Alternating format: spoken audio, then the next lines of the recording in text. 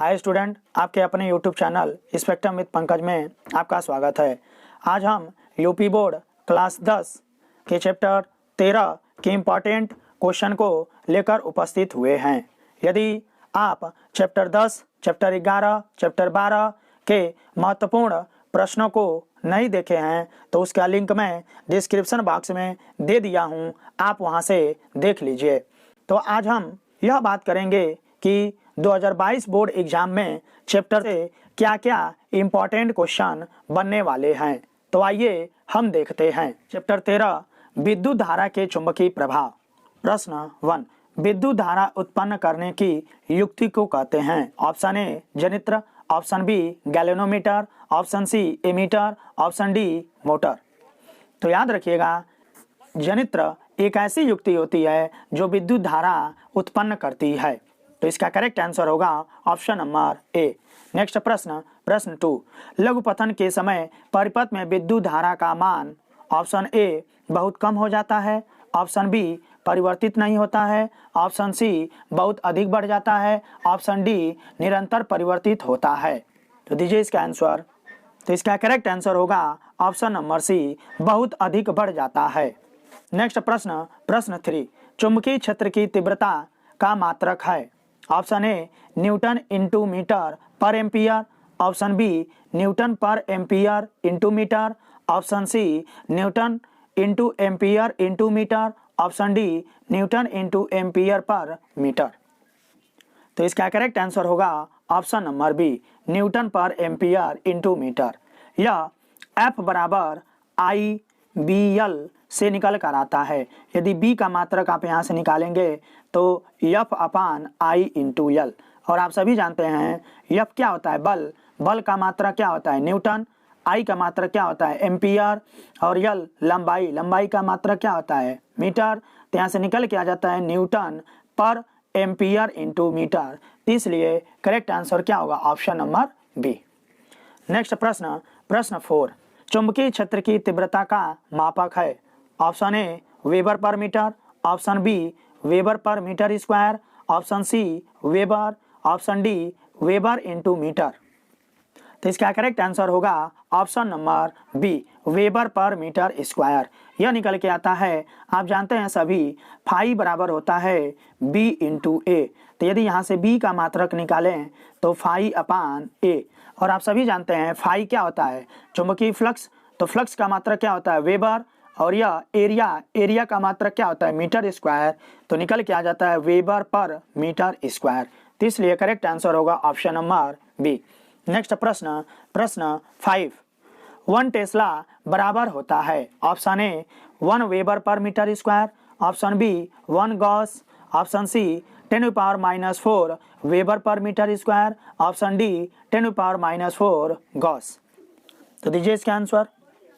तो correct answer होगा option number A, 1 weber per metre square. तो आप याद रखिएगा 1 टेस्ला किसके बराबर होता है, 1 वेबर पर मीटर स्क्वायर।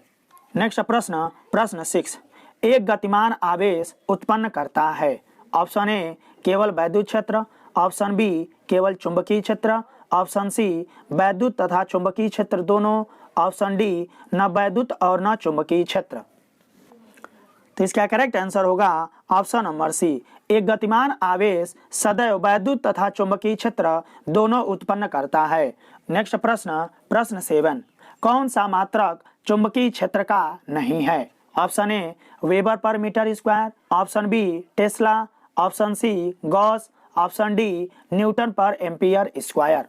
तो इसका करेक्ट आंसर होगा ऑप्शन नंबर डी।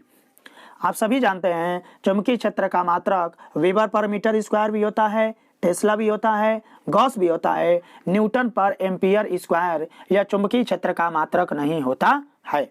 नेक्स्ट प्रश्न, प्रश्न 8, चुंबकीय क्षेत्र में गतिशील आवेशित कण पर लगने वाले चुंबकीय बल की दिशा ज्ञात करने का नियम है। ऑप्शन ए ओम का नियम, ऑप्शन बी दाएं हाथ के अंगूठे का नियम, ऑप्शन सी फ्लेमिंग के बाएं हाथ का नियम, ऑप्शन डी दक्षिणावर्त पेंच का नियम। तो दीजिए इसका आंसर। तो इसका करेक्ट आंसर होगा ऑप्शन नंबर सी। याद रखिएगा, यदि कोई चुंबकीय क्षेत्र है और उसमें कोई गतिशील आवेशित कण है तो उसके ऊपर कितना चुंबकीय बल लगेगा और उसकी दिशा क्या होगी, वह फ्लेमिंग के बाएं हाथ के नियम के अनुसार हम ज्ञात करते हैं।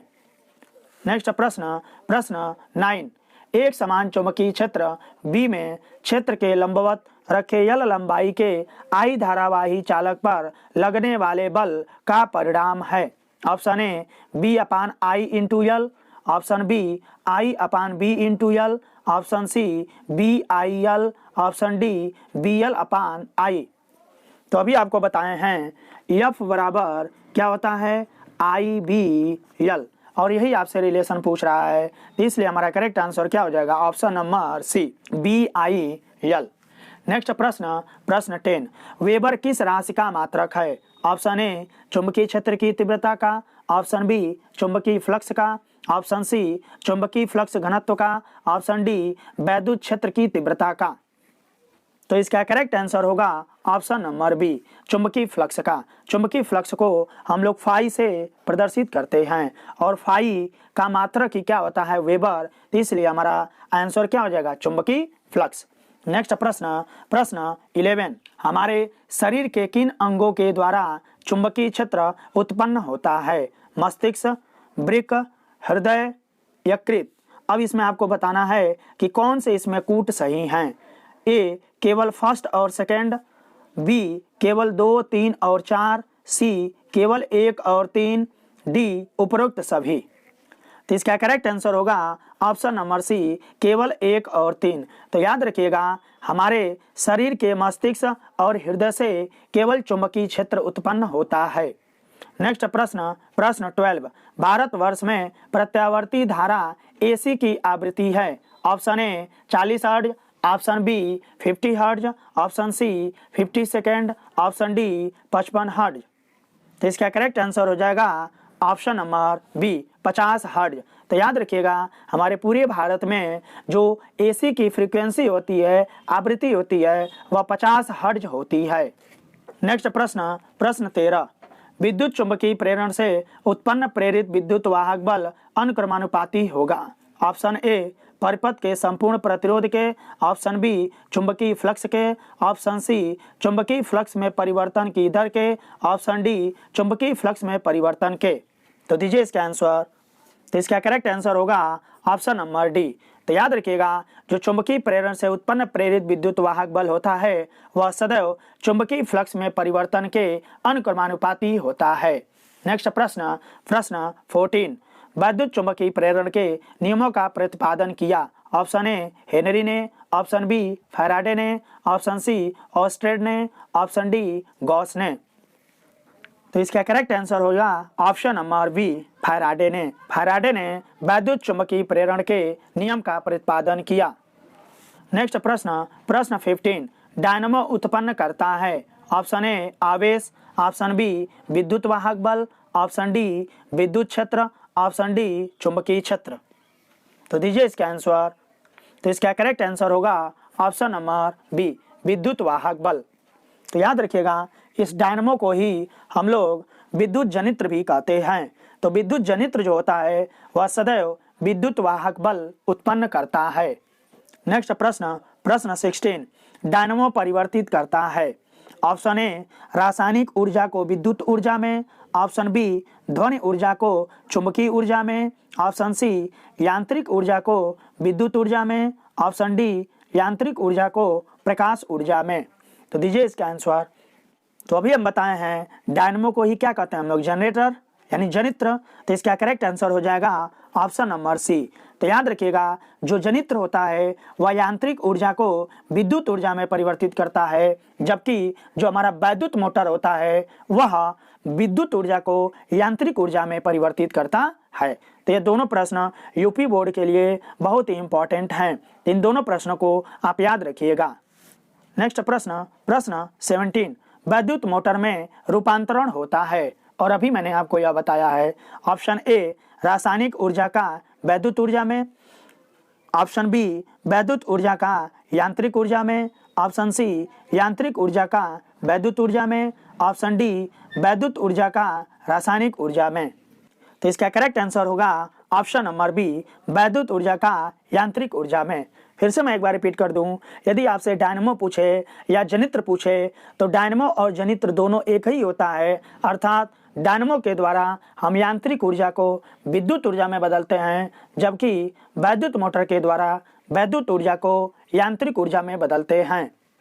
नेक्स्ट प्रश्न, प्रश्न 18, एक ऐसा उपकरण जो किसी परिपथ में विद्युत धारा की उपस्थिति बताता है। Option A voltmeter, option B विद्युत motor, option C galvanometer, option D विद्युत जनित्र। तो इसका करेक्ट आंसर होगा ऑप्शन नंबर सी। याद रखिएगा, यदि किसी परिपथ में हमें विद्युत धारा का मापन करना है तो हम उसमें गैल्वेनोमीटर जोड़ते हैं, और यदि किसी परिपथ में हमको वोल्टेज का मापन करना है तो हम वोल्टमीटर का यूज करते हैं। तो आपसे यहाँ पे विद्युत धारा का मापन पूछ रहा है, इसलिए हम लोग गैल्वेनोमीटर का यूज करेंगे। तो इसलिए करेक्ट आंसर होगा ऑप्शन नंबर सी।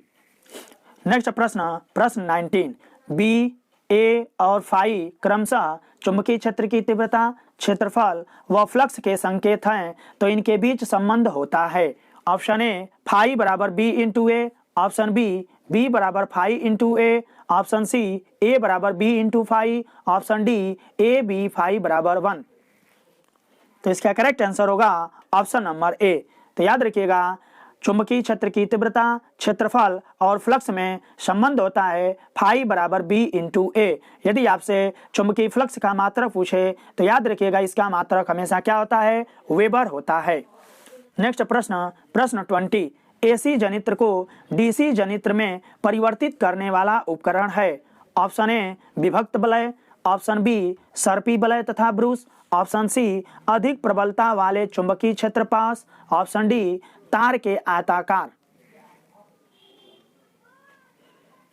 तो इसका करेक्ट आंसर होगा ऑप्शन नंबर ए विभक्त वलय। तो याद रखिएगा, यदि एसी जनित्र को डीसी जनित्र में परिवर्तित करना होता है तो वहां पे क्या यूज करते हैं हम लोग, विभक्त वलय, और एसी जनित्र में हम लोग क्या यूज करते हैं, सर्पी वलय। तो जब आपसे डीसी जनित्र पूछेगा तो वहां पे विभक्त वलय यूज करते हैं, और जब एसी जनित्र पूछेगा तो वहां पे सर्पी वलय यूज करते हैं। तो यहाँ पे आपका करेक्ट आंसर होगा ऑप्शन नंबर ए विभक्त वलय। चैप्टर 13 से यह 20 महत्वपूर्ण प्रश्न बार बार यूपी बोर्ड की परीक्षाओं में पूछे गए हैं, तो आप इन 20 प्रश्नों को भी तैयार कर लीजिए। यदि आपको यह वीडियो अच्छा लगे तो आप इस चैनल को लाइक एंड सब्सक्राइब करना न भूलें तथा बेल आइकन को भी प्रेस करें ताकि इसी प्रकार के महत्वपूर्ण वीडियो का नोटिफिकेशन आपको मिलता रहे। धन्यवाद।